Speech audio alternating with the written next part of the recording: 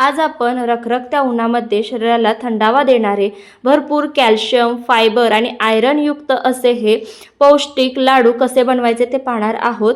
विशेष म्हणजे यामध्ये आपण साखर, गूळ किंवा तूप याचा वापर न करता अतिशय पौष्टिक आणि हेल्दी असे लाडू कसे बनवायचे ते पाहणार आहोत। तर त्यासाठी सगळ्यात आधी येथे मी 1 वाटी सुकं खोबरं घेतलेलं आहे। सुकं खोबरं कट करून घेतलेलं आहे। आता हे आपल्याला चांगलं असं लालसर होईपर्यंत परतून घ्यायचं आहे। सुकं खोबरं हे आपल्या आरोग्यासाठी अत्यंत फायदेशीर आहे। यामध्ये प्रथिने, कॅल्शियम, मॅग्नीज भरपूर प्रमाणात असतं। रोगप्रतिकारक शक्ती वाढते। त्याचप्रमाणे रोज एक छोटा तुकडा खाल्ल्याने शरीराला झटपट ऊर्जा भेटते आणि पचनक्रियासुद्धा सुधारते। तर तुम्ही पाहू शकता चांगला असा याचा कलर चेंज झालेला आहे। बऱ्यापैकी लालसर आपलं हे सुकं खोबरं झालेलं आहे। आता हे साईडला काढून घेऊयात। याच्यापेक्षा जास्त लालसरपणा आपण केला तर मग कडवट लागण्याची शक्यता असते।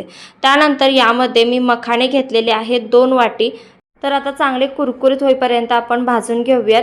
मखाना हा प्रथिने, फायबर, कॅल्शियम आणि अँटीऑक्सिडंटचा उत्तम स्रोत असून तो वजन कमी करणे, हृदय आरोग्य सुधारणे, हाडे मजबूत करणे, रक्तातील साखरेवर नियंत्रण ठेवण्यासाठी सुद्धा फायदेशीर आहे। शिवाय यात कॅलरीज सुद्धा खूप कमी असतात।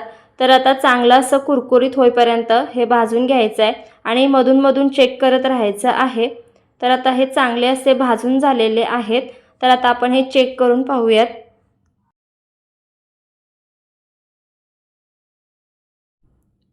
तर हे पहा त्या मखाणाचा मस्त चुरा झालेला आहे। तर त्या छान भाजून झालेत, साईडला काढून घ्यायचे आहेत। त्यानंतर यामध्ये अर्धे वाटी आपल्याला फुटाण्याची डाळ घालायची आहे। ती सुद्धा चांगली अशी लो फ्लेमवर आपल्याला भाजून घ्यायची आहे।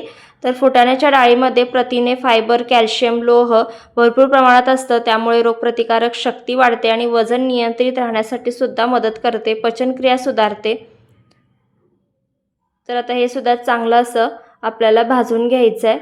लो फ्लेमवर हे सगळे जिन्नस आपल्याला भाजून घ्यायचे आहेत। आता हे आपण साईडला काढून घेऊयात।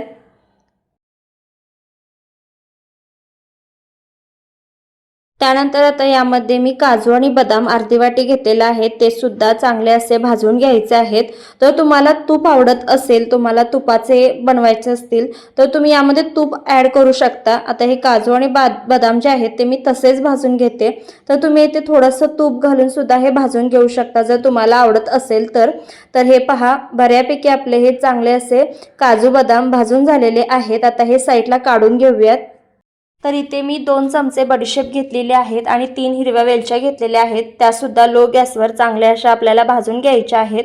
बडीशेपमुळे पचनशक्ती सुधारते, अपचन कमी होतं आणि शिवाय शरीराला थंडावा देण्याचंही काम करतं। हिरव्या वेलच्यासुद्धा इथे मी वापरलेल्या आहेत। जायफळ आवडत असेल तर ते सुद्धा तुम्ही या लाडूमध्ये घालू शकता। तर आता हे पहा छान असं आपलं बऱ्यापैकी परतून झालेलं आहे। आता हे मी साईडला काढून घेते।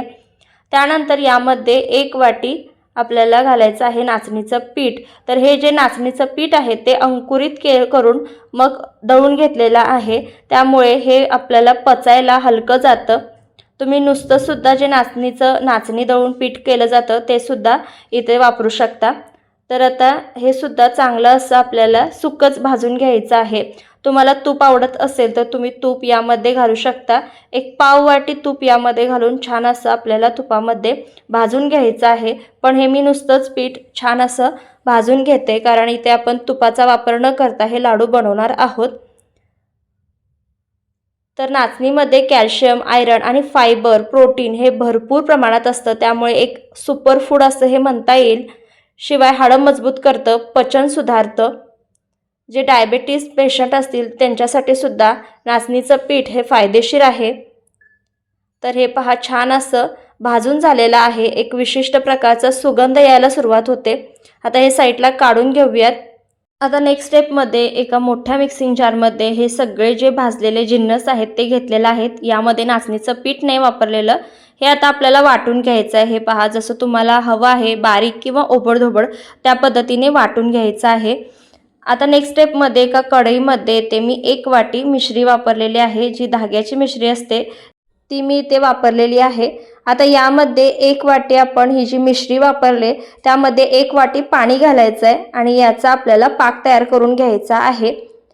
तर साखरेच्या ऐवजी आणि गुळाच्या ऐवजी येथे आपण ही मिश्री वापरलेली आहे। मिश्री ही थंड प्रवृत्तीची असते, त्यामुळे उन्हाळ्यात शरीराला थंडता देण्याचं काम करते।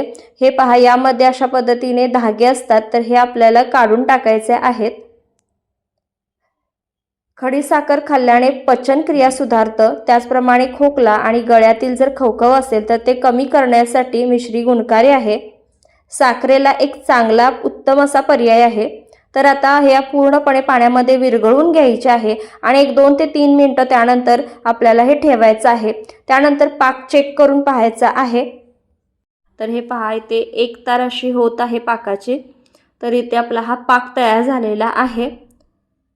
तर मिश्रणाला अशा पद्धतीने उकळी आली आणि लगेचच या स्टेजवर गॅस बंद करायचा। हाताने चेक करून पाहायचा आहे पाक। एक तार आली की गॅस बंद करायचा, म्हणजे लाडू आपले जास्त वेळ टिकतात। तर ह्यामध्ये हे जे आपण वाटण तयार करून घेतलेलं आहे, जी पूड तयार करून घेतलेली आहे ती घालायचे। चांगलं असं मिक्स करून घ्यायचं आहे। नाचणीचं पीठ जे भाजून घेतलेलं आहे ते मी बाजूला ठेवून दिलं होतं, ते सुद्धा यामध्ये मी घालून घेते।